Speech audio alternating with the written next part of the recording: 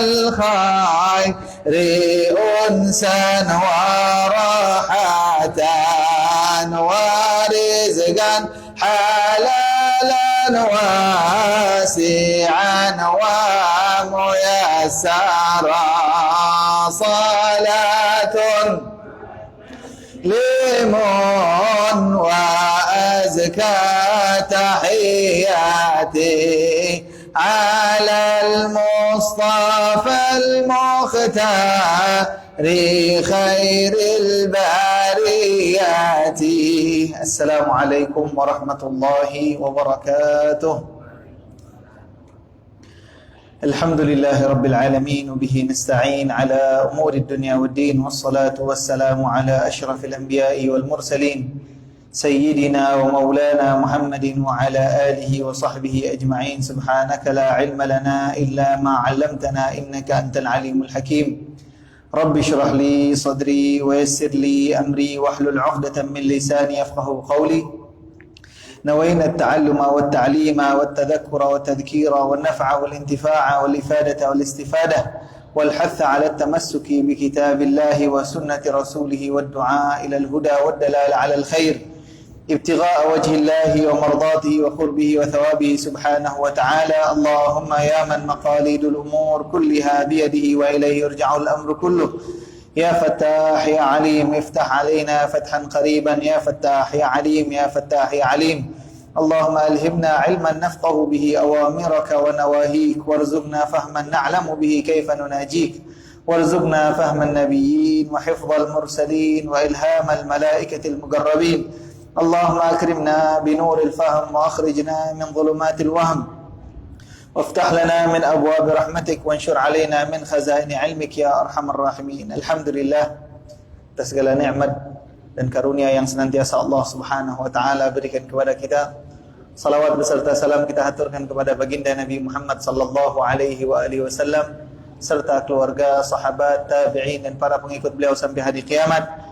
Mudah-mudahan Allah Subhanahu wa taala jadikan kita orang-orang yang mengikuti Rasulullah sallallahu alaihi wasallam, dikumpulkan bersama Nabi Muhammad sallallahu alaihi wasallam, mendapatkan syafaatnya dan meninggalkan dalam keadaan husnul khatimah. Amin ya rabbal alamin. Baginda Nabi Muhammad sallallahu alaihi wasallam pernah bersabda, khaslatani laisa fawqahuma syai'un minal khair, husnul dhanni billah wa husnul dhanni bi ibadillah. Ada dua hal yang tidak ada ibadah apapun yang menandinginya, atau tidak ada perkara lain yang lebih baik daripada dua hal tersebut. Yang pertama adalah husnul dhann, berbaik sangka kepada Allah, dan yang kedua adalah berbaik sangka kepada hamba-hamba Allah. Wa khaslatani laisa fawqahuma syai'un minasyarr, dan ada dua perkara yang tidak ada hal yang lebih jelek daripada dua hal tersebut. Su'udz dhanni billah wa su'udz dhanni bi ibadillah. Berburuk sangka kepada Allah dan berburuk sangka kepada hamba-hamba Allah.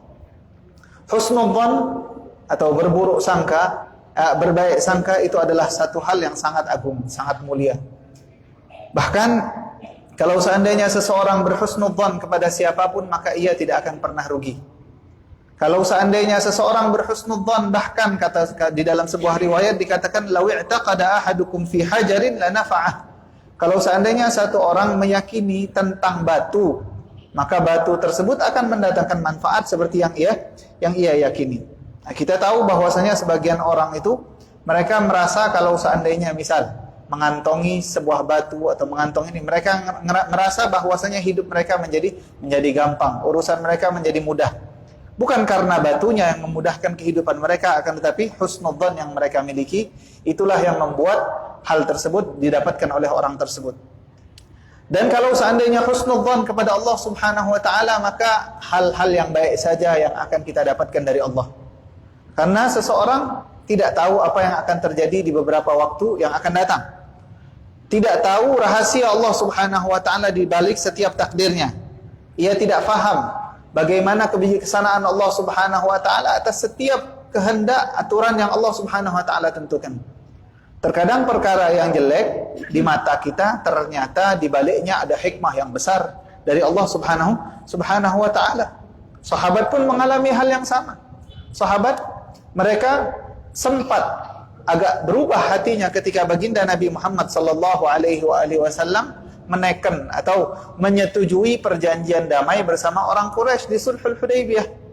Pada saat terjadi perdamaian Hudaybiyah, orang-orang muslim, Rasulullah, bukankah kita alal keagungan kewibawaan Islam? Bahwasanya kalau seandainya orang muslim sudah maju itu pantang mundur kecuali kalau seandainya mereka mati syahid. Tidak akan mereka mundur kecuali kalau seandainya mereka meninggal.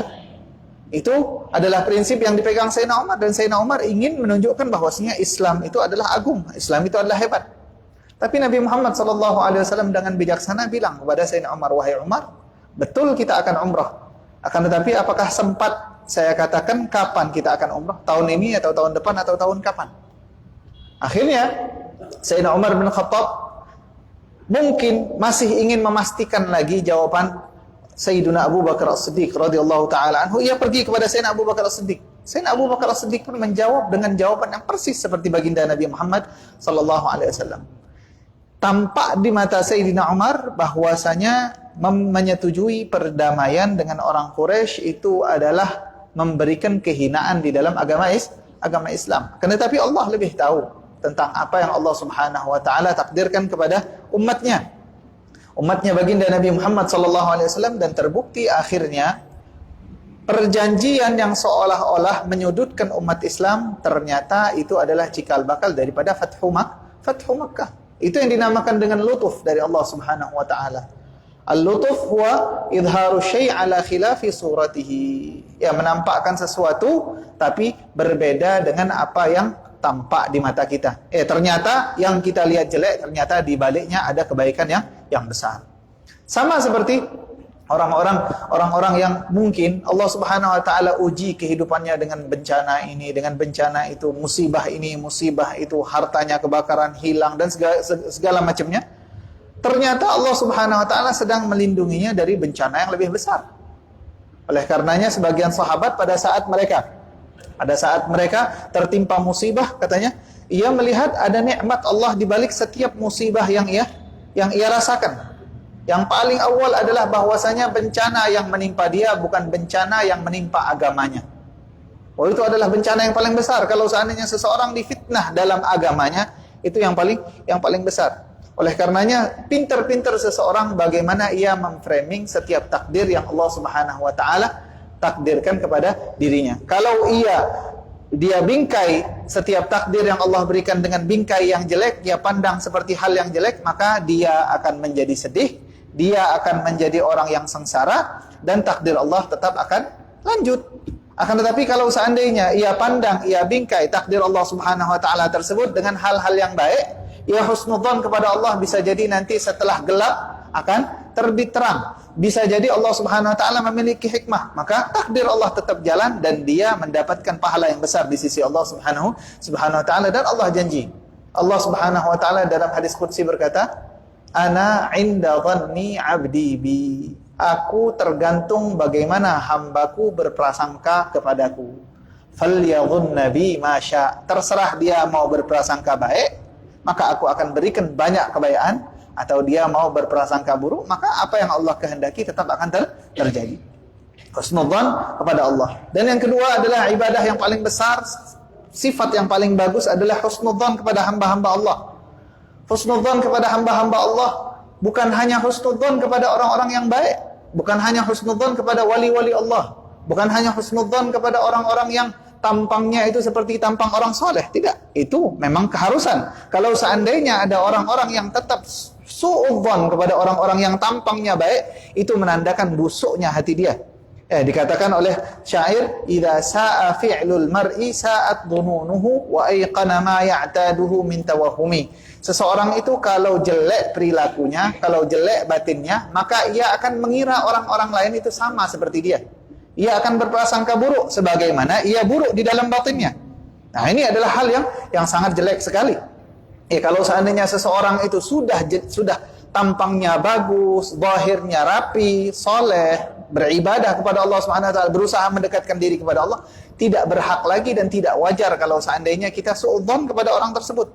Maka tidak ada cara lain kecuali kita husnudzon kepada orang tadi, bahwasanya dia adalah orang yang didekatkan oleh Allah Subhanahu wa taala kepada rahmatnya. apalagi kepada wali-wali Allah, apalagi kepada orang-orang saleh, ulama-ulama kita. Kita harus memiliki husnudzan. Tidak boleh di dalam hati kita memiliki prasangka buruk terhadap mereka-mereka. Ini si Anu ini pengen begini doang, si Anu ini pengen cari muka, si Anu ini pengen, dan seterusnya.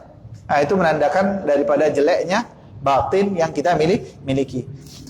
Kemudian husnudzan tersebut kata baginda Nabi Muhammad tadi, terhadap siapapun hamba Allah, bahkan kepada ahli maksiat sekalipun. Bagaimana cara husnudzan kepada ahli maksiat? Kita husnudzan kepada sosoknya, bahwasanya bisa jadi Allah Subhanahu wa taala akan memberikan ia taufik untuk bertaubat, kemudian ia menjadi dekat kepada Allah Subhanahu wa taala. Karena orang yang bertaubat itu seperti orang yang tidak pernah berdosa. At-taibu minadz-dzanbi kaman la dzanbalah. Orang yang bertaubat maka seperti orang yang tidak pernah punya dosa. Bisa jadi orang yang kita anggap bejat, kita anggap jelek, kita anggap ahli neraka dan segala macamnya, ternyata di akhir hayatnya sedetik sebelum meninggal Allah takdirkan dia bertaubat, akhirnya dia lebih suci daripada kita. Dia lebih suci, dia lebih baik daripada kita.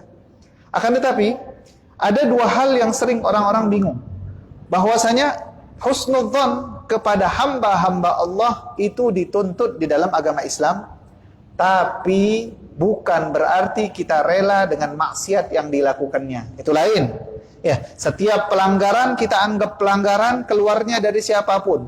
Siapapun yang melakukannya, mau orang jahat, mau orang baik, kalau melakukan kemaksiatan, maka hal pertama yang harus kita munculkan adalah mengingkari perbuatan tersebut, bahwasanya ini bukan perbuatan yang benar. Akan tetapi orang yang melakukannya bisa jadi nanti mendapat taufik dari Allah. Bisa jadi taubat kepada Allah, bisa jadi menjadi wali min auliyaillah. Seperti banyak daripada tabi'in itu dulunya adalah penjahat besar seperti Fudail bin Iyad dan semacamnya. Daripada tabi'in yang terkenal, bahkan nama mereka itu berada di kitab-kitab yang menulis tentang nama-nama para wali Allah. Para wali Allah, nama mereka ada jadi nama yang paling atas. Padahal sebelumnya perampok. Bayangkan, sebelumnya perampok yang membunuh orang, merampas harta orang. Akan tetapi Allah Subhanahu wa taala berikan taufik dan hidayah sehingga bertaubat kepada Allah Subhanahu wa taala. Apalagi kalau seandainya kepada wali-wali Allah itu harus betul-betul husnudzan. Harus betul-betul husnudzan. Al-Habib Hasan bin Abdullah bin Ahmad Syatiri, beliau bilang bahwasanya husnudzan thaman, al-arif thaman. Husnudzan itu adalah harga untuk mendapatkan sir daripada wali-wali Allah. Kalau seandainya kita hadir di haul-haul para wali Allah, menyaksikan haul-haul atau hadir di tempat-tempat, maka harus pasang yang namanya husnudzan kepada wali-wali Allah Subhanahu wa taala tersebut, sehingga kita mendapatkan rahasia-rahasia Allah yang Allah curahkan, Allah pancarkan melalui wali tersebut. Mudah-mudahan kita dijadikan hamba-hamba Allah Subhanahu wa taala yang memiliki husnudzan yang pertama kepada Allah. Dan yang kedua, kita berusaha sebisa mungkin untuk berhusnudzan kepada hamba-hamba Allah Subhanahu wa taala sehingga kita mendapatkan keuntungan dunia dan akhirat. Amin ya rabbal alamin. Insyaallah seperti biasa kita akan membaca kitab Risalatul Muawanah karangan Al-Habib Abdullah bin Alawi Al-Haddad rahimahullahu taala wa nafa'ana bihi wa bi ulumihi fid dharain amin, sampai kepada mabhath at-tafakkur faslun wa yanbaghi an yakuna laka wirdun min at-tafakkuri fi kulli yawmin wa laylah ila an qala wa'lam أنه ينبغي لك أن تتفكر في آلاء الله وآياته التي أوصلها إليك. Ketahuilah, kata Al-Imam Al-Haddad, sesungguhnya sangat harus bagimu bertafakkur tentang ala nikmat-nikmatnya Allah Subhanahu wa taala. Wa ayadih, dan jasa-jasa Allah allati awsalaha ilaik, yang selama ini Allah berikan kepadamu. Wa ni'amahu allati asbaghaha alaik, dan nikmat-nikmatnya yang Allah selimuti kamu dengan nikmat-nikmat tersebut. Kita harus tafakkur. Karena semakin sering kita memandang nikmat yang kita punya, akan semakin sedikit keluh kesah kita yang keluar kepada Allah Subhanahu wa taala. Karena kalau seandainya banding-bandingan dari sejak kita lahir sampai sekarang, nafas yang kita hembuskan itu kita tarik dan kita hembuskan dengan nyaman atau tidak? Selalu dengan nyaman. Kapan Allah Subhanahu wa taala jadikan nafas tersebut berat sehingga menyakiti kita? Mungkin tidak pernah sama sekali. Mungkin ada yang pernah, akan tetapi tidak sama jumlahnya dengan nafas yang ia tarik dan hembuskan dengan dalam keadaan baik-baik saja. Makanan yang selama ini kita makan selalu saja tidak pernah nyangkut di tenggorokan kita. Alhamdulillah, Satu hal yang kita makan tidak keluar lagi sepanjang tahun, sepanjang umur kita. Kecuali di beberapa waktu di mana seseorang Allah Subhanahu wa taala uji dengan penyakit dan seterusnya. Akan tetapi penyakit yang Allah berikan itu tidak sebanding dengan nikmat yang selama ini ia rasakan. Jadi semakin seseorang memperhatikan nikmat-nikmat Allah yang ada pada dirinya, maka akan semakin sedikit keluh kesahnya kepada Allah Subhanahu wa taala, dan semakin sedikit rasa iri dengki dia terhadap orang lain. Ya, nikmat Allah itu sangat banyak. Wa asbagha 'alaikum ni'amahu zahiratan wa batinah. Nah, nikmat yang paling besar itu nikmat Islam. Nikmat Islam ini kita lihat terus nikmat Islam. Bahwasanya ada seseorang yang berkata kepada orang lainnya bahwasanya Sayyidina Umar bin Khattab dikatakan dia pernah terganggu dengan seorang wanita. Wanita tersebut mengganggu Sayyidina Umar dan sampai terganggu Sayyidina Umar bin Khattab. Sayyidina Umar bilang, "Demi Allah aku bakal nyakiti kamu," kata. "Aku bakal membuat kamu susah." Kata si wanita tersebut, "Demi Allah kamu tidak bisa membuat saya susah." Kata Sayyidina Umar bin Khattab, "Demi Allah kamu bakal saya bikin susah." Kata wanita tersebut, "Demi Allah kamu tidak bisa bikin saya susah." 3 kali Sayyidina Umar mengancam seperti itu. Wanita tadi bilang apa? "Demi Allah kamu gak bisa bikin saya susah." Loh, kenapa? Kata si wanita tersebut bilang, "Kamu bisa mencabut iman yang ada di hati saya?" Enggak bisa, kata Sayyidina Umar bin Khattab. Siapa yang bisa mencabut keimanan? Kecuali Allah Subhanahu wa taala. Kalau seandainya kamu tidak mampu mencabut keimanan dari hati saya, berarti kamu tidak mampu membuat saya susah. Karena yang membuat saya susah cuma satu, kehilangan keimanan dari hati. Kalau seandainya kita ini orang-orang yang lemah iman, kita ini orang-orang yang kurang menghargai agama Allah, kita menganggap musibah itu adalah musibah dunia. Musibah dunia, kehilangan harta, kehilangan orang yang kita sayangi, kehilangan harta-harta duniawi, itu yang kita anggap musibah. Tapi kalau seandainya kita terjerumus dalam maksiat, tidak pernah kita anggap sebagai musibah. Atau kita kehilangan kesempatan untuk berbuat baik, kita tidak pernah menganggap itu sebagai musibah. Beda dengan orang-orang yang tahu betul cara menghargai imannya kepada Allah Subhanahu wa taala dan ibadah kepada Allah. Itu bedanya kita. Dan kalau seandainya kita lihat, kita sering mendengarkan managib daripada wali Allah, menghadiri haul-haulnya, ulama-ulama, wali-wali Allah Subhanahu wa taala yang banyak. Faedah yang seharusnya kita ambil adalah perbandingan antara kita dengan mereka. Betapa jauhnya kita dengan mereka.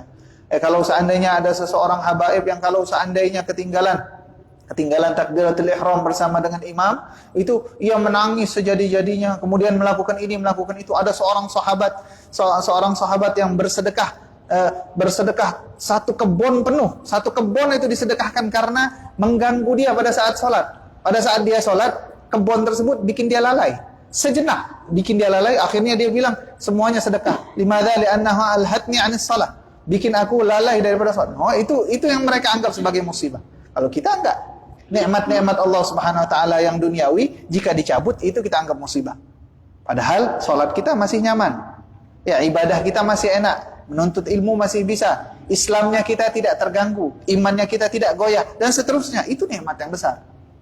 Jadi kalau seandainya kita tidak sadar bahwasanya kita memiliki nikmat, maka kita tidak tahu cara bagaimana bersyukur kepada Allah Subhanahu wa taala. Qala Allah taala fadhkuru ala Allah. Kata Allah Subhanahu wa taala, maka sebut-sebutlah, ingat-ingatlah nikmat-nikmat Allah. La'allakum tuflihun, niscaya kalian akan menjadi orang yang berbahagia.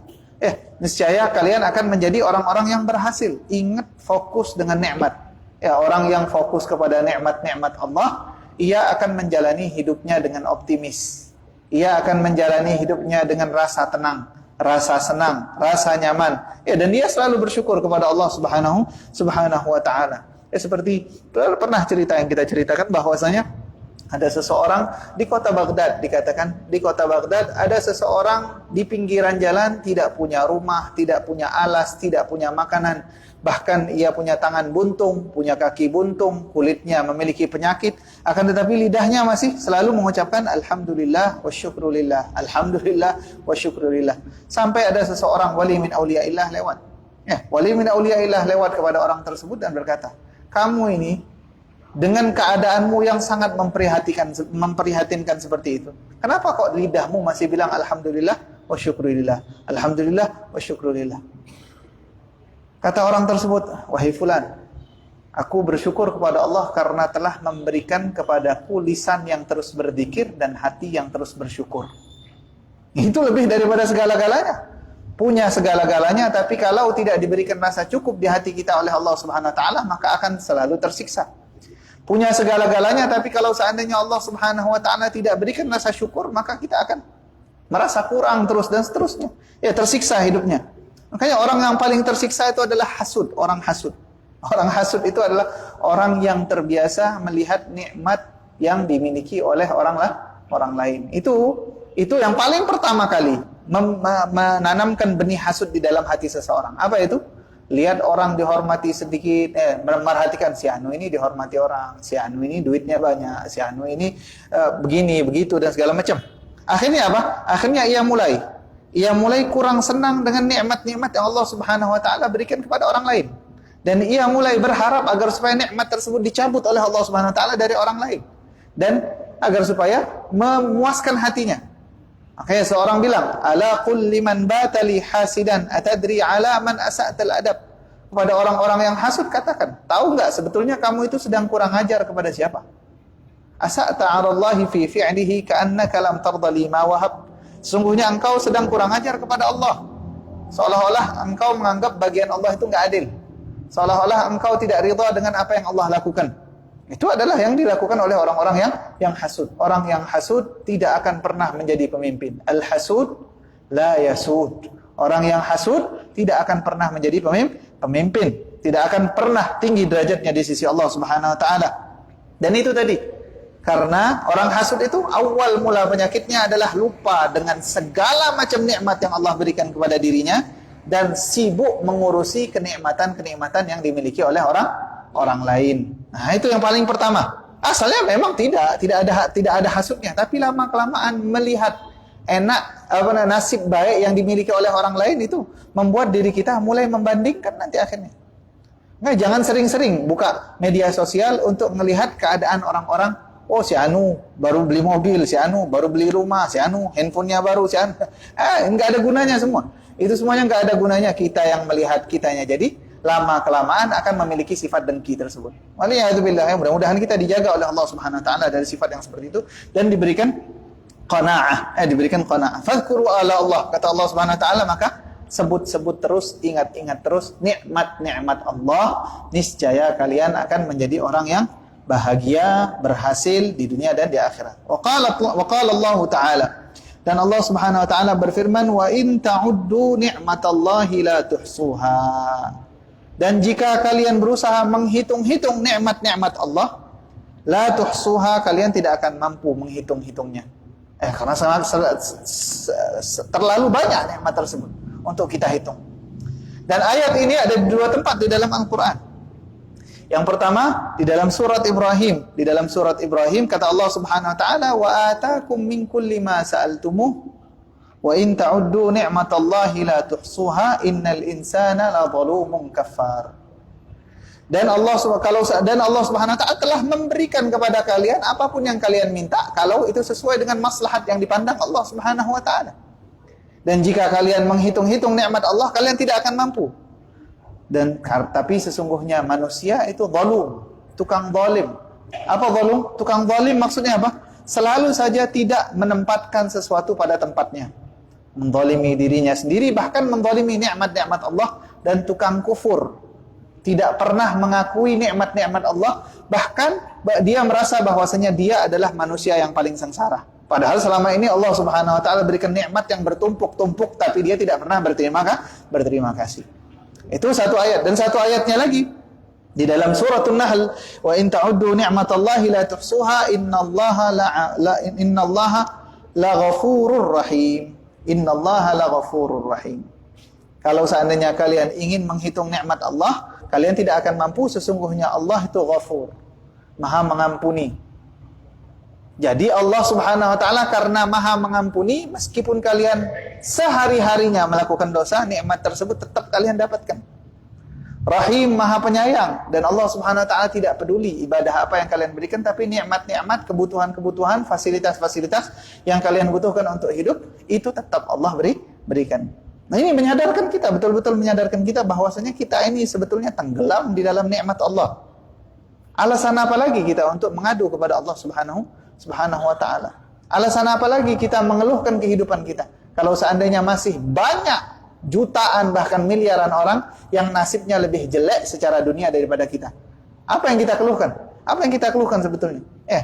Yang kita keluhkan seharusnya adalah tidak memiliki hati yang diberikan qanaah. Itu yang kita keluhkan. Kita berusaha kepada Allah Subhanahu wa taala, berusaha minta kepada Allah dan berusaha mengobati penyakit hati tersebut. Tafakkur tentang nikmat Allah Subhanahu wa taala ini akan membuahkan banyak daripada maslahat. Kata Imam Al-Haddad, wa thamaratu hadzal tafakkur. Wa qala ta'ala. Kemudian ayat yang terakhir yang disebutkan oleh beliau, wa ma bikum min ni'matin fa min Allah, dan apapun nikmat yang kalian miliki itu pasti dari Allah. Tidak ada pencapaian yang sejatinya kalian capai dengan kekuatan kalian sendiri. Tidak ada. Kita ini tidak akan mampu berbuat apa-apa kecuali kalau Allah bikin kita mampu. Makanya kita selalu bilang la haula wala quwata illa billah. Tidak ada kekuatan, tidak ada daya upaya kecuali dengan Allah Subhanahu wa taala. Kalau Allah kehendaki jadi, kalau Allah tidak kehendaki, mau kita usahakan mati-matian tidak akan terjadi. Apapun yang kita inginkan kalau tidak Allah kehendaki tidak akan terjadi. Anta turid wa ana urid wallahu yaf'alu ma yurid, dikatakan kamu mau, saya mau, tapi Allah melakukan apa yang Allah mau. Kata Imam Al-Haddad dalam qasidah, la yakthur hammuk ma quddir yakun. Jangan banyak pikiran, apa yang ditakdirkan akan terjadi. Itu kata Imam Al-Haddad radhiyallahu taala anhu wa arda. Tapi apapun yang terjadi daripada nikmat, apapun kebaikan yang kita miliki, semuanya dari Allah Subhanahu wa taala. Wa thamaratu hadzal tafakkur. Buah daripada tafakkur ini imtila'ul qalbi bi mahabbatillah.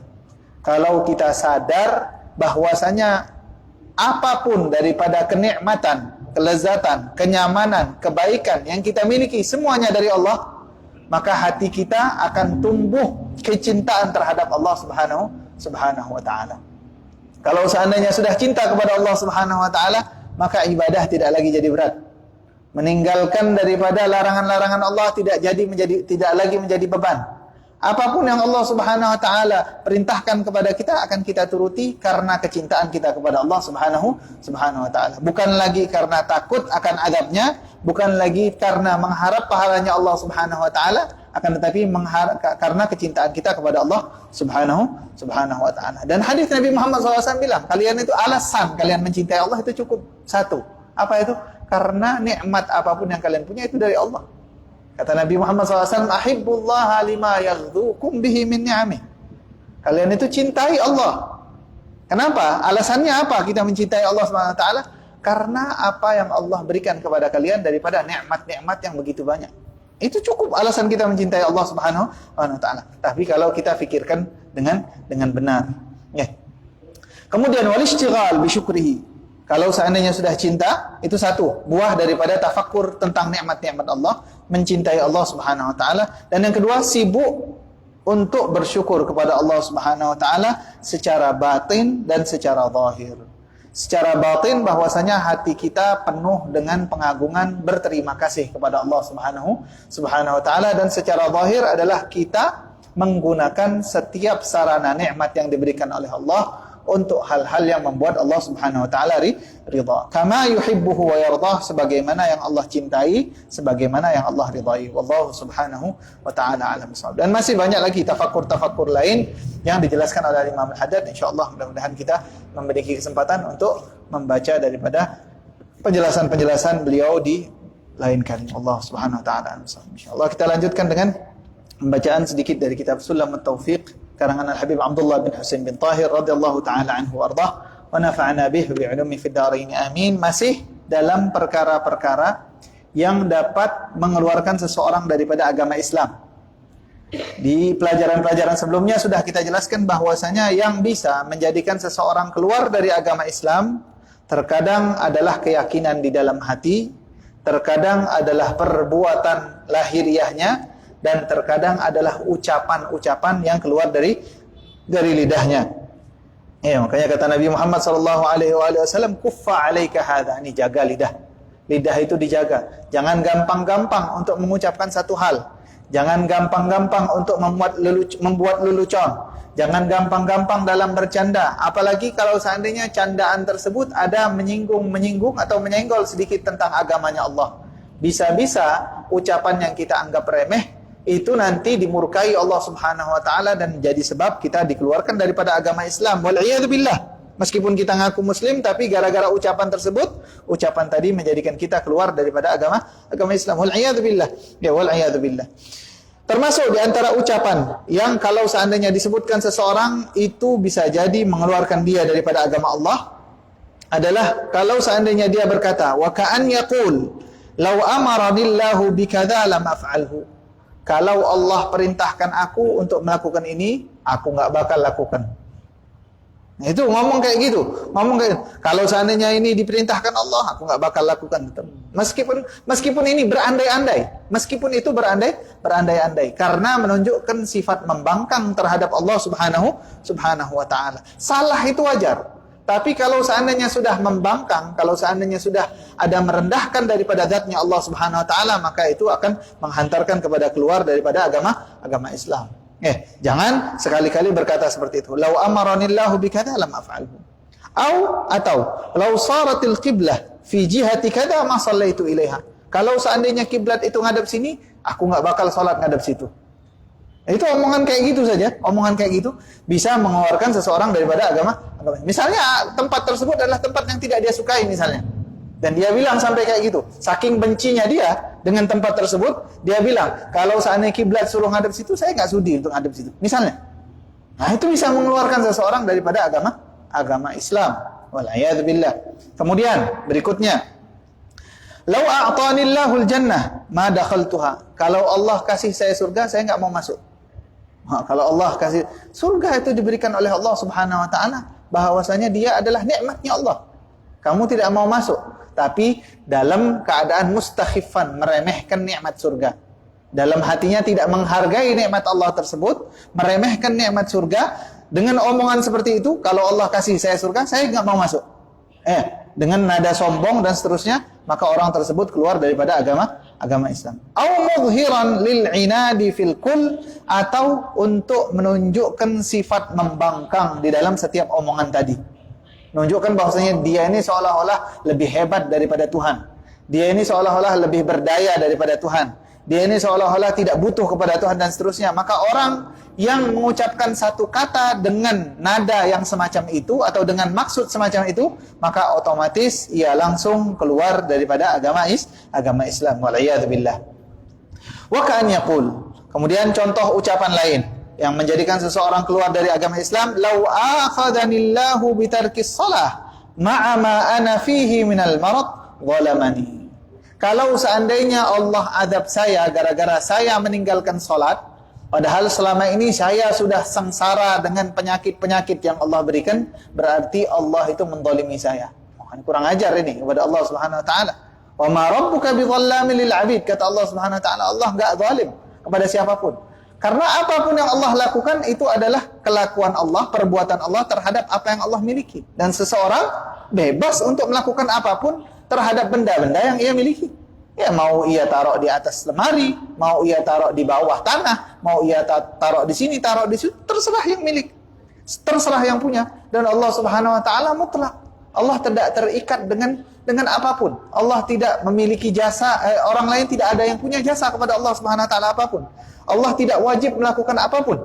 Tidak ada kewajiban Allah Subhanahu wa taala untuk ini. Bahkan kalau seandainya kita adalah orang soleh, berbuat baik, kemudian Allah tidak memasukkan kita ke surga, itu haknya Allah. Itu haknya Allah, karena Allah yang memberikan kita nikmat, Allah yang memberikan kita taufik, Allah yang menciptakan kita kekuatan untuk beribadah, kemudian Allah balas lagi. Nah, itu semuanya sebetulnya adalah murni karunia-Nya Allah Subhanahu wa taala. Manusia enggak boleh sekali-kali mengarahkan sifat kezaliman kepada Allah Subhanahu wa taala, meskipun ia selama ini sengsara, kata dia. Kata kalau Allah Subhanahu wa taala menyiksa saya padahal saya selama ini sakit parah, tidak bisa begini, berarti dia zalim kepadaku. Nah, ini terkadang ada orang-orang yang pemahamannya terhadap agamanya itu agak kita bilang cacat. Nah, kita bilang cacat. Ketika ada satu orang sakit. Ada satu orang sakit, keluarga kita sakit berat segala macam. dia menghalangi orang-orang yang ingin mengajak sholat terhadap orang yang sakit tadi. Ada orang sakit terbaring, betul dia nggak mampu ngapa-ngapain. Tapi untuk diajak sholat itu adalah kewajiban orang sakit tersebut. Wala yajuzu tarkuha liman aqal. Tidak boleh seseorang meninggalkan sholat selagi akalnya masih beres, otaknya itu masih waras. Kalau seandainya orang memiliki kesadaran waras, akalnya itu masih baik-baik saja, meskipun dia punya fisik tidak mampu berdiri, tidak mampu bergerak, maka sholat tetap wajib terhadap orang tersebut. Nah, ini sebagian orang itu nggak usah disuruh-suruh sholat, nanti dia begini, nanti dia begitu. Enggak. Padahal kalau seandainya kita pikir, sholat itu adalah hubungan seorang hamba dengan Allah. Sholat itu adalah hubungan hamba dengan Allah. As-salatu silatun bainal abdi wa rabbih. Sholat itu adalah hubungan antara hamba dengan Tuhannya. Di akhir umur kita ingin terhubung dengan Allah atau kita ingin putus hubungan dengan Allah. Kalau seandainya kita punya penyakit, yang penyakit tersebut ternyata adalah sebab meninggalnya kita. Kira-kira kalau seandainya kita tahu nih kita bakal meninggal, kita bakal sholat atau tidak? Bakal sholat, jelas. Kita ingin terhubung dengan Allah Subhanahu wa ta'ala di akhir-akhir hayat kita. Dan semakin kita mendekati kematian, semakin kita butuh terhubung dengan Allah Subhanahu wa ta'ala. Ini justru beberapa orang menghalangi orang yang sakit untuk beribadah dengan dalih kasihan. Itu meletakkan nama kasihan di tempat yang salah, zalim dia. Menjadikan orang meninggalkan sholat gara-gara dia. Menjadikan orang merasa baik-baik saja meninggalkan sholat gara-gara dia. Tapi orang yang sakit memang mendapat keringanan. Allah Subhanahu wa ta'ala tidak paksakan satu hal yang tidak mampu dilakukan oleh seorang hamba. Kalau seandainya mampu sholat, ya sebisanya dia akan, tetapi di dalam hatinya masih ingin melaksanakan sholat, itu sudah cukup. Tapi ada caranya. Bukan semau-maunya. Mentang-mentang sakit dibilang, udah aturan fikih tidak berlaku lagi pada saya. Enggak. Aturan fikih itu tetap berlaku meskipun dia sudah mau mati. Sudah mati pun masih fikih berlaku. Jangankan mau mati, orang mati masih diperlakukan secara fikih. Kalau seandainya masih bisa wudu, nggak bisa wudu, tayamum, nggak bisa tayamum sudah. Nggak bisa ruku, Ustaz, nggak bisa ruku, lakukan dengan berbaring. Nggak bisa nunduk kepala, nggak bisa pakai mata. Bahkan kata ulama, kalau seandainya matanya nggak bisa bergerak, matanya itu misalnya merem, nggak bisa bergerak, maka ia membayangkan gerakan sholat di dalam hati. Itu cara orang sholat sesuai dengan kemampuannya masing-masing. Tapi jangan halangi orang untuk sholat. Ingat, itu ya, jangan halangi orang untuk sholat. Ini berdalihkan seperti itu. Kalau seandainya orang sakit ini masih diadab oleh Allah, berarti Allah zalim. Itu keluar dari agama Islam, orang yang bilang kayak gitu. Orang yang bilang kayak gitu itu bisa-bisa keluar dari agama Islam. Wal'iyadzubillah. Ya, wal'iyadzubillah. Di sini kita tahu pentingnya belajar itu di situ. Pentingnya belajar, jadi kita sadar mana sih sebetulnya yang salah, mana sih yang sebetulnya benar, mana sih yang sebetulnya itu masih bisa ditolerir, mana sih yang seharusnya kita perjuangkan, kita benar-benar kita pegang. Kalau seandainya bukan karena ilmu, bisa jadi kita semuanya terjerumus di dalam kesalahan-kesalahan yang semacam itu. Mudah-mudahan Allah Subhanahu wa ta'ala jaga kita, jaga orang-orang yang kita cintai, jaga keluarga kita daripada hal-hal yang dapat menjerumuskan kita semua ke dalam nerakanya Allah Subhanahu wa ta'ala, dan dijaga iman dan keislaman kita sampai kita meninggal. Amin ya rabbal alamin. Wallahu subhanahu wa ta'ala a'lam bis-shawab. Al-Fatihah bil تمام كل سول بلوغ كل مأمول وإلى حضرة الرسول صلى الله عليه وآله وسلم بسر الفاتحة. أعوذ بالله من الشيطان الرجيم. بسم الله الرحمن الرحيم. الحمد لله رب العالمين الرحمن الرحيم مالك يوم الدين إياك نعبد وإياك نستعين اهدنا الصراط المستقيم صراط الذين أنعمت عليهم غير المغضوب عليهم ولا الضالين آمين. السلام عليكم ورحمة الله وبركاته.